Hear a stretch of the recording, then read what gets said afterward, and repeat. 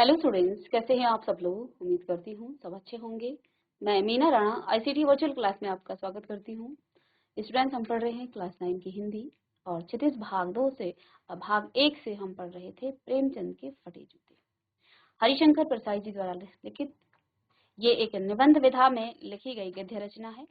और इस चैप्टर में, इस पाठ में हम क्या देखते हैं कि हरिशंकर परसाई जो लेखक हैं, उनके सामने प्रेमचंद जी का एक चित्र है, एक तस्वीर उनके सामने है।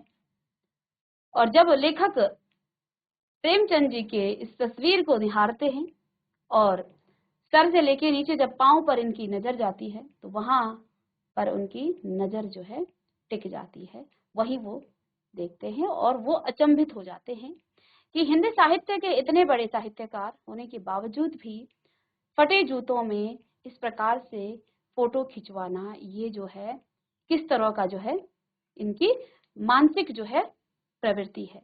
क्योंकि हर व्यक्ति चाहता है कि वो फोटो में अच्छा दिखे। यहाँ उन्होंने तरह तरह के उदाहरण बताए कि फोटो खिंचवाने के लोग जो हैं मांग करके क्या क्या चीजें मांग लेते हैं, ये हमने चैप्टर में पढ़ा। तो इस फोटो पर, इस फटे जूते पर इन्होंने एक निबंध लिखा और अंत में एक निष्कर्ष भी निकाला। लेकिन फिर यहाँ हरिशंकर परसाई जी ने कहा कि जूते को देख करके मुझे रोना आता है, लेकिन पुनः जब मैं उनके चेहरे की तरफ देखता हूँ तो मुझे ऐसा लगता है कि वो एक व्यंग भरी मुस्कान हमारे समाज की तरफ जो है छोड़ रहे हैं और कई प्रकार के प्रश्न करते हैं कि आखिर तुम्हारा जूता उंगली से कैसे फटा। जूता मेरा भी फटा है, लेकिन वो तलवे से फटा है। तो फिर वो प्रश्न करते हैं कि क्या तुम बहुत ज्यादा घूमे, जिससे बहुत ज्यादा चलने की वजह से तुम्हारा जूता फटा। लेकिन फिर कहते हैं कि नहीं, अगर तुम बहुत ज्यादा चले होते तो जूता ऊपर से नहीं फटता बल्कि नीचे उसका तलवा घिसता।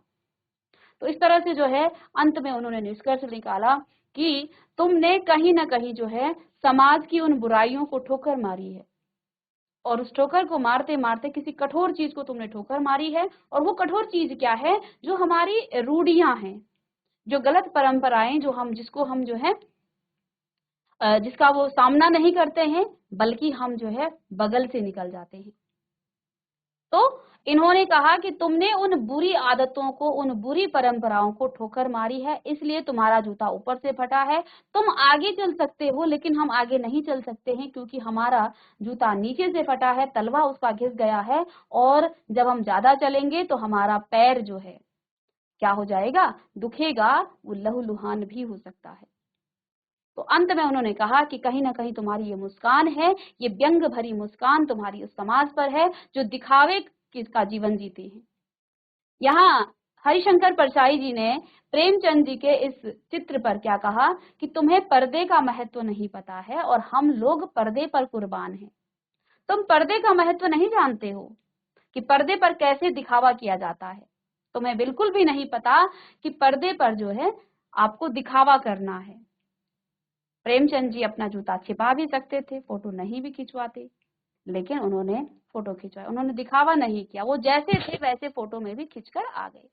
तो अब हम इस पर प्रश्न करेंगे।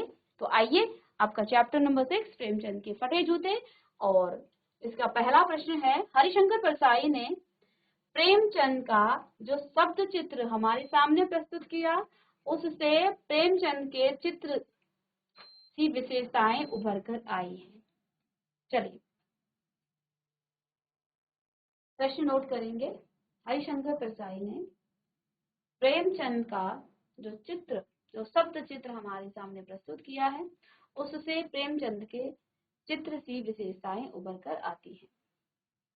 तो प्रेमचंद के फटे जूते नामक व्यंग को पढ़कर प्रेमचंद के व्यक्तित्व की निम्नलिखित विशेषताएं उभर कर सामने आती हैं। कैसा उनका व्यक्तित्व रहा? तो सबसे पहले संघर्षशील लेखक। प्रेमचंद आजीवन संघर्ष करते रहे। उन्होंने मार्ग में आने वाली जो चट्टानों को ठोकरें मारी। तो जो भी उनके सामने कठिनाइयां आई, उन चट्टानों को उन्होंने ठोकर मारी। अगल बगल के रास्ते नहीं खोजे, समझौते नहीं किए। लेखक के शब्दों में, तुम किसी सख्त चीज को ठोकर मारते रहे हो, ठोकर मार मार कर अपना जूता फाड़ लिया। यहाँ हरिशंकर प्रसाद जी ने क्या कहा कि तुम किसी कठोर चीज को ठोकर मारते रहे हो जिसके कारण तुम्हारा जूता ऊपर से फट गया और तुमने अपना जूता फाड़ लिया। तो यहाँ उन्होंने क्या कहा कि आपने आजीवन संघर्ष करते रहे और आपने मार्ग में आने वाली चट्टानों को ठोकर मारी है, आपने समझौता नहीं किया, आपने जो है उस रास्ते का चुनाव नहीं किया जो सरल है, बल्कि तुमने उस कठिन रास्ते की जो कठोर चट्टानें हैं उसे ठोकर मारी और अपना जूता फाड़ दिया। तो ये यहाँ पर कहा, तो संघर्षशील लेखक रहे। दूसरा, अपराजेय व्यक्तित्व। प्रेमचंद का व्यक्तित्व अपराजेय था। उन्होंने कष्ट सहकर भी कभी हार नहीं मानी। यदि वे मनचाहा परिवर्तन नहीं कर पाए तो कम से कम कमजोरियों पर हंसे तो सही। उन्होंने निराश हताश जीने की बजाय मुस्कान बनाए रखी और उनकी नजरों में तीखा व्यंग और आत्मविश्वास था। लेखक के शब्दों में, यह कैसा आदमी है जो खुद तो फटे जूते पहने फोटो खिंचा रहा है पर किसी पर हंस भी रहा है। तो लेखक ने क्या कहा यहाँ पर पाठ के हिसाब से कि यह कैसा आदमी है जो खुद तो फटे जूते पहने फोटो खिंचा रहा है पर किसी पर हंस भी रहा है। तो यहाँ वो अपराजेय व्यक्ति थे। प्रेमचंद जी का जो व्यक्तित्व था वो अपराजेय था। उन्होंने कष्ट सहकर भी कभी हार नहीं मानी। जो हार मानता है वो पराजय हो जाता है, लेकिन जिसने कष्ट सहकर भी आगे बढ़ा वो अपराजय है। यदि वे मनचाहा परिवर्तन नहीं कर पाए, देखिए हम समाज को एकदम से जितना हम चाहते हैं वो परिवर्तन तो नहीं हो पाता, और एक व्यक्ति जो है पूरे उसमें समय लगता है, और खासकर जब आप अपने लेखन से, तो उसमें तो समय ऑब्वियस सी बात है, उसमें समय लगेगा ही, क्योंकि आप अपनी लेखनी को पहले उसका प्रचार प्रसार होगा, लोग पढ़ेंगे, उसको समझेंगे, जब उसका प्रचार होगा तभी उससे जो है परिवर्तन आएगा। तो यदि वे मनचाहा परिवर्तन नहीं कर पाए तो कम से कम कमजोरियों पर हंसे तो सही। यानी कि समाज की वो जो दिखावे की प्रवृत्ति है वो कमजोरी है हमारी। हम चाहते हैं पर्दे पर अच्छा बनना, अच्छे कपड़े पहनकर हम फोटो खिंचवाना चाहते हैं, ये हमारी कमजोरी है। जबकि प्रेमचंद जी के मामले में ऐसा कुछ भी नहीं है। एक महान साहित्यकार होने के बावजूद फोटो में भी वो फटे जूते पहनकर आ जाते हैं। तो ये इस समाज पर जो है एक व्यंग है कि तुम पर्दे पर कुर्बान हो और मुझे पर्दे की कोई परवाह नहीं है। ठीक है, तो इस दिखावे के समाज पर एक व्यंग कस रहे हैं यहाँ पर। तो तुमने बहुत मनचाहा परिवर्तन तो नहीं कर सके, लेकिन कम से कम कमजोरियों पर हंसे तो सही। उन्होंने निराश हताश जीने की बजाय मुस्कान बनाए रखी और उनकी नजरों में तीखा व्यंग और आत्मविश्वास था। जो उनकी नजर थी उसमें एक तीखा व्यंग था और उनमें जो है एक आत्मविश्वास था। तो अगर आपके अंदर गिल्ट है, आपको ऐसा लग रहा है कि मेरा जूता फटा है, मैं फोटो खींचवा, तो आपके चेहरे पर दिखेगा। लेकिन आपको कोई परवाह ही नहीं है, जूता फटा है तो फटा है, आपको कोई मतलब ही नहीं है उस फटे जूते से, और आप फोटो खिंचवा रहे हैं, तो उनकी आंखों में एक तीखा व्यंग था और उनके चेहरे पर एक आत्मविश्वास था।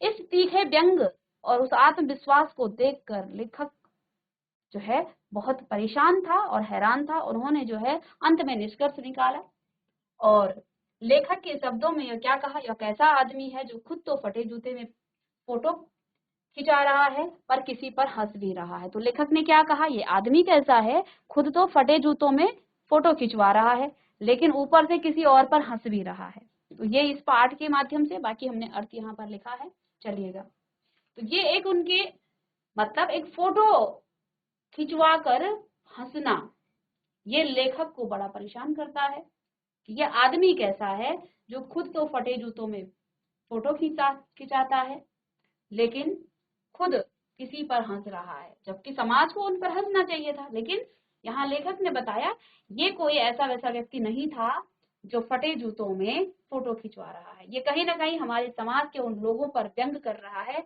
जो अपने आप को जो है फोटो में दिखावे की दुनिया में जीते हैं और दिखावा ही हर समय करते हैं। चलिए, तीसरा, कष्टग्रस्त जीवन। उनका जीवन जो है ना वो कष्ट से ग्रसित रहा। प्रेमचंद जीवन भर आर्थिक संकट झेलते रहे। उन्होंने गरीबी को संघर्ष सहर्ष स्वीकार किया, खुशी के साथ। उनकी जो हालत थी वो गरीबी में थी, लेकिन उन्होंने हर्ष के साथ अर्थात खुशी के साथ उस गरीबी को भी स्वीकार किया। वे बहुत सीधे साधे और वस्त्र पहनते थे और उनके पास पहनने को ठीक से जूते भी नहीं थे। फिर भी वे हीनता से पीड़ित नहीं थे। उन्होंने फोटो खिंचवाने में भी अपनी सहजता बनाए रखी। तो उन्हें कोई परवाह नहीं है कि मेरे पास ठीक ठाक जूते भी नहीं हैं। उन्होंने फोटो खिंचाने के लिए उनके कोई असहजता नहीं जताई कि मैं फोटो तो खिंचवा रहा हूं लेकिन मेरे पास तो फटे जूते हैं। तो ये जो है उनके जीवन का जो है कहीं ना कहीं एक पक्ष दिखाता है कि वो संकटग्रस्त आर्थिक स्थिति उनकी ठीक नहीं थी। सहजता, प्रेमचंद अंदर बाहर से एक थे, मतलब वो दिखावा नहीं करते थे। और लेखक के शब्दों में इस आदमी का कि अलग अलग पोशाकें नहीं होंगी, इसमें पोशाकें बदलने का गुण नहीं है। यानी वस्त्र बार बार जब आप दिखावा करने जाते हैं, जब आप शादियों और पार्टियों में जाते हैं तो वहां आपका कुछ और रूप होता है, ठीक है। और जब आप घर में होते हैं तो शायद कुछ को तो लोग पहचान भी नहीं पाएंगे। तो इस तरह की जो है वेशभूषा लोगों की होती है। तो उन लोगों पर कहीं ना कहीं ये व्यंग कर रहे हैं। तो एक सहजता प्रेमचंद जी के अंदर थी। चलिए, मर्यादित जीवन, ये सारी विशेषताएं हम इस निबंध के माध्यम से, इस चित्र के माध्यम से उनके बारे में निष्कर्ष हमने निकाला। प्रेमचंद जी ने जीवन भर मानवीय मर्यादाओं को निभाया। उन्होंने अपने नेम धर्म को अर्थात लेखकीय गरिमा को बनाए रखा। वे व्यक्ति के रूप में तथा लेखन के रूप में श्रेष्ठ आचरण करते रहे। चलिए, प्रश्न नंबर 2, सही कथन के सामने आपको निशान लगाना है सही का। बाएं पांव का जूता ठीक है मगर दाहिने जूते में बड़ा छेद हो गया है जिसमें से उंगली बाहर निकल आई। लोग तो इत्र चुपड़ कर फोटो खिंचाते हैं जिससे फोटो में खुशबू आ जाए। तुम्हारी यह व्यंग मुस्कान मेरे हौसले बढ़ाती है। जिसे तुम घृणित समझते हो उसकी तरफ अंगूठे से इशारा करते हो। चलिए, इसमें से कौन सा उत्तर आपको ठीक लग रहा है इस पाठ के आधार पर? तो पहला ऑप्शन है बाएं पांव का जूता ठीक है मगर दाहिने जूते में बड़ा छेद हो गया है जिसमें से उंगली बाहर निकल आई है। तो आपको निशान किस पर लगाना है? निशान लगाना है आपको सही कथन पर, ठीक है। लोग तो इत्र चुपड़ कर फोटो खिंचाते हैं जिससे फोटो में खुशबू आ जाए। तुम्हारी यह व्यंग मुस्कान मेरे हौसले को बढ़ाती है, बढ़ाती नहीं है, पस्त कर देती है। जिसे घृणित समझते हो उसकी तरफ अंगूठे से इशारा करते हो।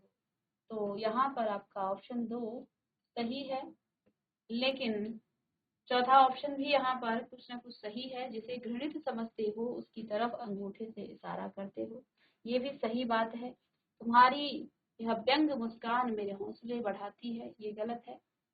तो लोग तो इत्र चुपड़ कर फोटो खिंचाते हैं जिससे फोटो में खुशबू आ जाती है, ये भी पाठ में कहा गया था। तो चलिए, इसमें उत्तर आपका 2 सही दिया गया है। तो चलिए, नीचे दी गई पंक्तियों में निहित व्यंग को स्पष्ट कीजिए। यहाँ कुछ पंक्तियां दी गई हैं और आपने उन पंक्तियों में क्या व्यंग है ये आपको स्पष्ट करना है। जैसे पहला जो वाक्य है वो क्या लिखा है, जूता हमेशा टोपी से कीमती रहा है, अब तो जूते की कीमत और बढ़ गई है और एक जूते पर 2500 टोपियां न्यौछावर होती हैं।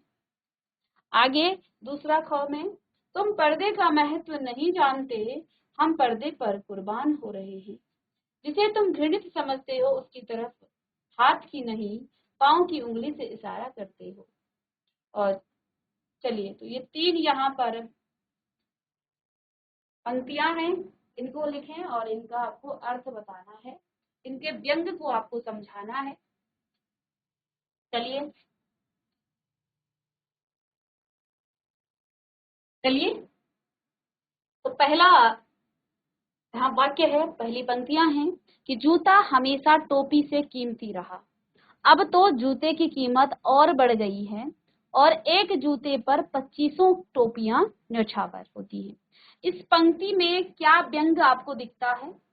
तो जीवन में यह विडंबना है कि जिसका स्थान पांव में है अर्थात नीचे है, उसे अधिक महत्वपूर्ण माना जाता है, और जिसका स्थान ऊंचा है, जो सिर पर बिठाने योग्य है, उसे कम सम्मान मिलता है। आजकल तो जूतों का अर्थात धनवानों का मान सम्मान और भी अधिक बढ़ गया है और एक धनवान पर 25 गुणी लोग जो है न्यौछावर होते हैं। गुणी लोग भी धनवानों की जी हुजूरी करते नजर आते हैं। तो यहाँ पर ये व्यंग कवि लेखक करते हैं कि जीवन में ये विडंबना है, जिसका स्थान पांव में है, यानी जिस व्यक्ति में गुण कम है लेकिन उसके पास पैसा है, उसके पास आर्थिक स्थिति जो है उसकी अच्छी है, तो उसे अधिक महत्व दिया जाता है। जैसे आप जानते हैं, अपने टोपी लेंगे, आप टोपी खरीदेंगे, जबकि टोपी का स्थान कहाँ है? हमारे सिर के ऊपर है, लेकिन उसका जो दाम है, उसका जो मूल्य है वो कम है। और जूता हमेशा टोपी से क्या रहा है? जूता हमेशा महंगा रहा है और एक जूते पर 25 टोपियां क्या हो जाती? न्यौछावर, यानी कि जितने में एक जोड़ी आप जूता लेंगे इतने में आप 25 टोपी ले लेंगे। तो ये विडंबना है हमारे समाज की, जिसका स्थान पांव में है अर्थात जो नीचे है उसे अधिक महत्व माना जाता है, वो महत्वपूर्ण है, और जिसका स्थान जो है ऊंचा है, जो सिर पर बिठाने योग्य है, उसे हम कम सम्मान देते हैं। आजकल तो जूतों का अर्थात धनवानों का मान सम्मान और भी अधिक बढ़ गया है। आजकल चाहे व्यक्ति में कोई गुण ना हो, कोई उसकी जो है अंदर ऐसी काबिलियत ना हो, लेकिन अगर वो धनवान है तो वो जो है सिर के ऊपर बिठाया जाता है। उसकी जो गुणवत्ता है उसको जो है लोग ज्यादा पूछते हैं, और जो गुणी लोग हैं वो भी उन धनवानों के जी हुजूरी करते नजर आते हैं। यहाँ इसका ये व्यंग यहाँ पर लेखक ने दिया है। तो यहाँ पर क्या कह रहे हैं? आजकल तो जूतों का अर्थात धनवानों का मान सम्मान और भी अधिक बढ़ गया है और एक धनवान पर 25 गुणी लोग क्या हो जाते हैं? न्यौछावर होते हैं, और गुणी भी धनवानों की जी हुजूरी करते नजर आते हैं। तो चलिएगा, पहला जो व्यंग है वो इस तरह से यहाँ पर लेखक कह रहे हैं। तो चलिए दूसरा वाक्य है, तुम पर्दे का महत्व नहीं जानते और हम पर्दे पर कुर्बान हो रहे हैं। इसमें क्या व्यंग लेखक बताते हैं? तो जो प्रेमचंद जी थे उन्होंने कभी पर्दे को अर्थात लुकाव छिपाव को महत्व नहीं दिया। उन्होंने वास्तविकता को कभी टकने का प्रयत्न नहीं किया। ठीक है, यानी कि वास्तविकता को वो हमेशा दिखाते थे। ये वे इसी से संतुष्ट थे कि उनके पास छिपाने योग्य कुछ नहीं था। वे अंदर और बाहर एक से थे, यहाँ तक कि उनका पहनावा भी अलग न था। लेखक अपनी तथा अपने युग की मनोभावना पर व्यंग करता है कि हम पर्दा रखने का बड़ा महत्व मानते हैं, गुण मानते हैं। जो व्यक्ति अपने कष्टों को छिपाकर समाज के सामने सुखी होने का ढोंग करता है, हम उसी को महान मानते हैं। जो अपने दोषों को छिपाकर स्वयं को महत्व और महान सिद्ध करता है, हम उसी को श्रेष्ठ मानते हैं। तो वास्तव में जो व्यक्ति जो है, देखिए संसार में कोई भी व्यक्ति इतना संपन्न नहीं है और इस संसार में कोई भी व्यक्ति इतना सुखी नहीं है जितना वो आपको दिखता है। लेकिन वो आपके सामने नहीं कह रहा है, इसका मतलब नहीं है कि उसे कोई दुख नहीं है, कोई अभाव नहीं है। इसका मतलब वो आपसे छुपा रहा है, क्योंकि ईश्वर ने संपन्न यहाँ किसी को भी नहीं भेजा है। कितना भी बड़ा से बड़ा आदमी होगा, उसके पास कुछ ना कुछ कमी होगी ही होगी, क्योंकि ईश्वर कुछ ना कुछ खालीपन रखता है। तो मतलब ये है, कहने का तात्पर्य ये है कि हर व्यक्ति के अंदर जीवन में कुछ न कुछ अभाव रहता है, कुछ न कुछ कमियां होती हैं हर व्यक्ति में। संपन्न तो बस भगवान ही थे, जो राम और कृष्ण थे, और यहाँ तक कि कृष्ण में भी लोग कुछ कमियां निकाल देते हैं। तो सर्व संपन्न तो भगवान थे, और भगवान को भी देखिए, भगवान के जीवन में भी दुख आया है। ठीक है, राम ने बहुत कष्ट खाया है, राम के जीवन में बहुत कष्ट आए हैं। तो कहने का तात्पर्य ये है कि कोई भी मनुष्य, कोई भी व्यक्ति ऐसा नहीं होता है जिसके जीवन में दुख ना हो, लेकिन वो आपके सामने अपने सुखी होने का ढोंग कर रहा है, आपको जो है अपने आप को महान बताने का वो कोशिश कर रहा है, तो वो ढोंग कर रहा है। तो कवि यहाँ पर लेखक जो है प्रेमचंद जी के जीवन को, कि वो एक साधे व्यक्ति, सीधे साधे व्यक्ति थे, वो जैसे थे वैसे दुनिया के सामने दिख जाते थे। ठीक है, तो उन्हें जो है वास्तविकता ही वो सबको दिखाते थे, और उन्हें इस बात की खुशी थी कि उनके पास छुपाने योग्य जो है कुछ भी नहीं है। वे अंदर बाहर एक जैसे थे, यहाँ तक कि उनका पहनावा भी अलग अलग न था, वो एक जैसा पहनते थे। लेखक अपनी तथा अपने युग की मनोभावना पर व्यंग कर रहा है। लेखक कह रहे हम तो पर्दे पर कुर्बान हैं, और स्वयं भी अपने आप को भी उस पर्दे पर जो है कुर्बानी की बात कर रहे हैं। यानी हम समझते हैं कि लोगों के सामने अच्छे से रहना है, लोगों के सामने अच्छे कपड़े पहन के जाना है और अच्छे जूते पहन के जाने हैं। तो ये सब हम हमारे युग की ये कमी है कहीं ना कहीं। तो लेखक अपनी और अपने युग की मनोभावना पर व्यंग कर रहा है कि हम पर्दा रखने को बड़ा गुण मानते हैं। जो व्यक्ति अपने कष्टों को छिपाकर समाज के सामने सुखी होने का ढोंग करता है, हम उसी को महान मानते हैं। हमें लगता है कि वास्तव में इसके जीवन में कोई अभाव नहीं है, कोई कमी नहीं है, कोई दुख नहीं है, लेकिन वास्तविकता तो यही है कि कोई भी व्यक्ति ना तो वो संपन्न है और ना ही उसके जीवन में जो है दुखों का अभाव है। दुख तो रहता ही है, सबके जीवन में दुख है। दुख और सुख एक दूसरे के जो है, जिस प्रकार से दिन और रात होती है, ऐसे ही दुख और सुख के दो चरण हैं। ठीक है, सिक्के के दो पहलू हैं। तो ऐसे ही अगर किसी के जीवन में अभी दुख है तो सुख भी आएगा, और सुख है तो दुख भी आएगा। तो इसलिए यहाँ हम सब लोग ढोंग करने पर लगे हुए हैं। ठीक है, इसलिए लेखक यहाँ हम सब पर एक व्यंग यहाँ पर कस रहा है। तो हम उसी को महान मानते हैं जो अपने दोषों को छिपाकर स्वयं को महान सिद्ध करता है। हम उसी को श्रेष्ठ मानते हैं, और हमें लगता है ये व्यक्ति कितना श्रेष्ठ है।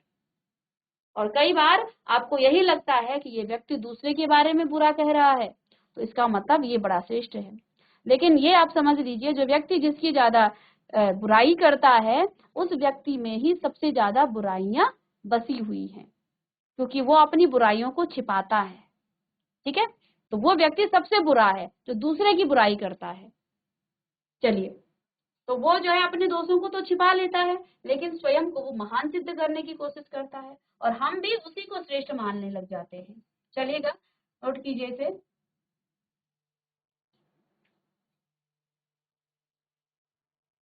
और तीसरा वाक्य है बेटा यहाँ पर, तुम जिसे घृणित समझते हो उसकी तरफ हाथ की नहीं पांव की उंगली से इशारा करते हो। इसमें क्या व्यंग है?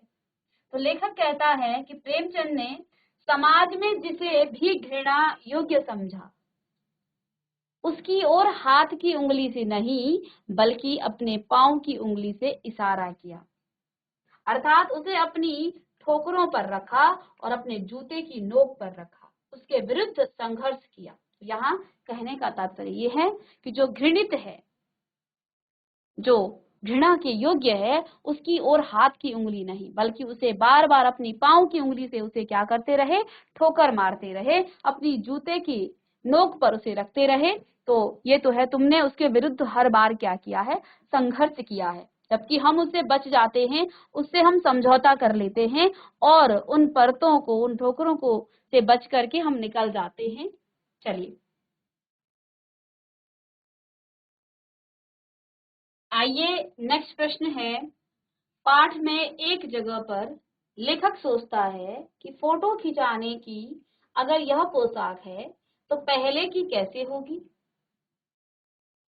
पहले की कैसी होगी। लेकिन अगले ही पल वह विचार बदलता है कि नहीं, इस आदमी की अलग अलग पोशाकें नहीं होंगी। आपके अनुसार इस संदर्भ में प्रेमचंद के बारे में लेखक के विचार बदलने की क्या वजह हो सकती है? तो आपने पाठ में देखा होगा, एक जगह लेखक सोचता है कि अगर फोटो खिंचाने की ये पोशाक है तो पहनने की कैसी होगी। फिर अगले ही पल लेखक का विचार बदल जाता है, और अगले ही पल वो क्या कहते हैं, वो विचार बदलता है और क्या कहता है कि इस आदमी की अलग अलग पोशाकें नहीं होंगी। आपके अनुसार इस संदर्भ में प्रेमचंद के बारे में लेखक के विचार बदलने की क्या वजह हो सकती है?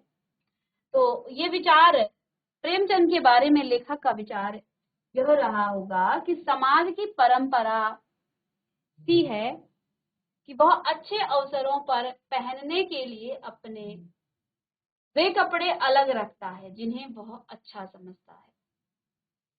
प्रेमचंद के कपड़े ऐसे न थे जो फोटो खिंचाने लायक होते। ऐसे में घर पहनने वाले कपड़े और फिर खराब होते।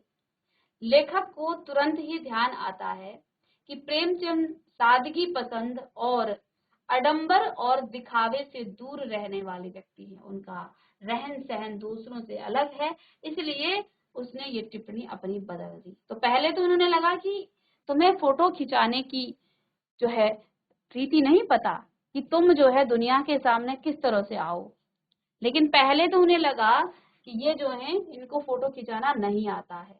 तो क्या कहा उन्होंने? लेखक का विचार यह रहा होगा कि समाज की परंपरा सी है, समाज में ये परंपरा चलती है और सभी करते हैं कि आप अपने अच्छे अवसरों के लिए अच्छे कपड़े रखते हैं और घर के लिए आपके अलग होंगे, आपके घूमने के लिए अलग होंगे, आपके स्कूल के कपड़े अलग होंगे। तो ये तो होता ही है।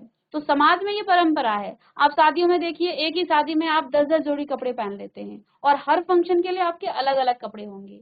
तो ऐसा ही ये समाज भी ऐसी करता है। जब बाहर जाएंगे, बाजार के लिए अलग होंगे, किसी शादी पार्टी में जब आप जाएंगे वहां अलग होंगे, बड़ी पार्टी के लिए अलग कपड़े, छोटी पार्टी के लिए अलग कपड़े। तो समाज जो है अच्छे अवसरों पर पहनने के लिए अपने कपड़े अलग रखता है जिन्हें वो अच्छा समझता है। और प्रेमचंद के कपड़े ऐसे न थे जो फोटो खिंचाने लायक होते।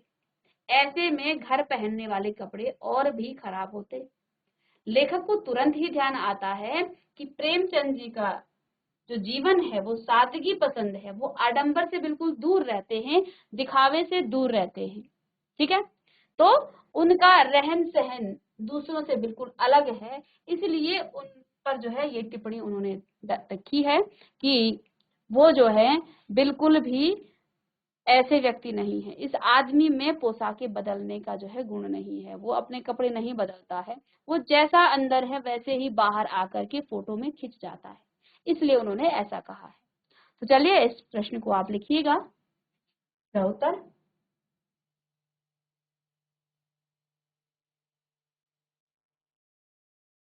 तो बच्चों, प्रेमचंद के फटे जूते के जो क्वेश्चन आंसर हैं, प्रश्न उत्तर हमने किए।